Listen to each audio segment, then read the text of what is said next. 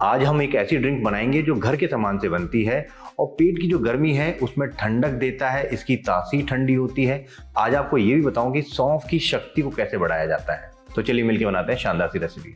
दोस्तों, मैं आपको हमेशा बोलता हूं कि रेसिपी किचन से नहीं दुकान से स्टार्ट होती है। मतलब कि आपने क्या इंग्रेडिएंट लिया है उस पर डिपेंड करता है।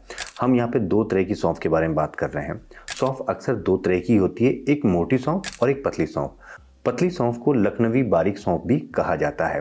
मोटी सौंफ का अक्सर इस्तेमाल अचार या फिर तड़का लगाने के लिए किया जाता है, और जो पतली वाली सौंफ होती है उसका अक्सर इस्तेमाल मुखवास के लिए किया जाता है, क्योंकि इसके अंदर एक मीठापन होता है और इसकी खुशबू तेज होती है।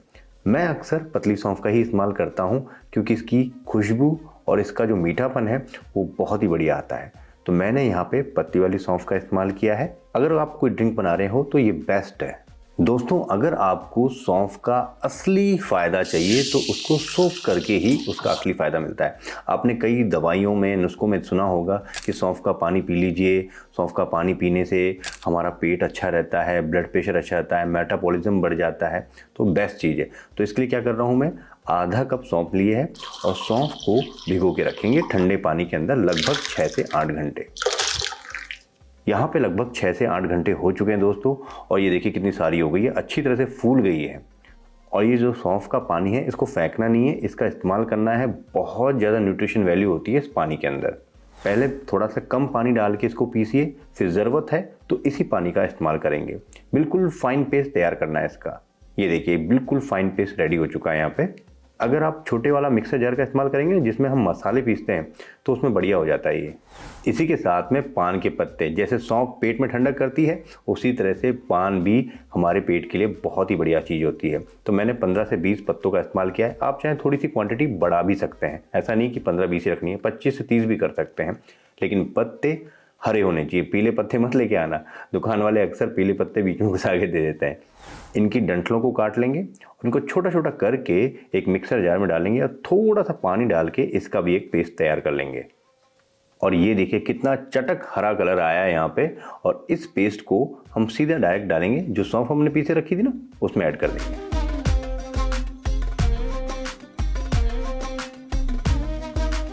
यहाँ पे सारी चीज़ें औषधि गुण वाली है, तो हमने इस्तेमाल किया है यहाँ पे मिश्री।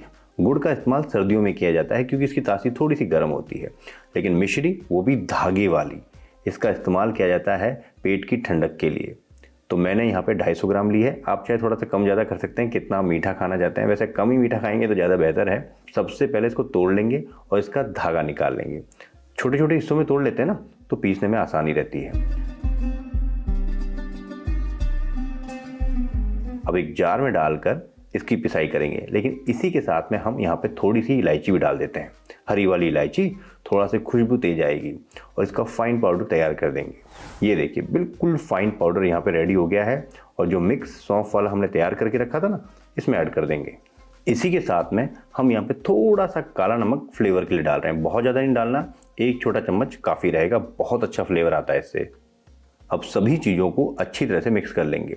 सौंफ को अगर आप उबालते हैं, कॉन्सेंट्रेट बनाते हैं शुगर का, तो ये लंबे टाइम तक चलता है।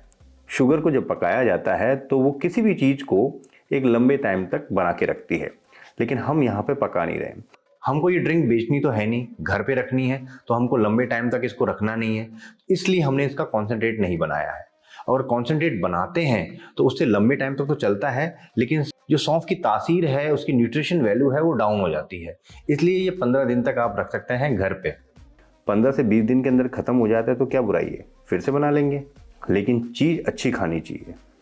वैसे तो दोस्तों ये अच्छी तरह से पिस गया है, बहुत अच्छा फाइन बन गया है, लेकिन थोड़ी सी पार्टिकल्स इसमें रह जाते हैं। अगर मुंह में लगते हैं तो लोगों को अच्छा नहीं लगता है, तो आप इसको स्टेन कर सकते हैं, लेकिन मोटी जाली से कीजिएगा वरना बहुत ज़्यादा वेस्ट निकल जाएगा।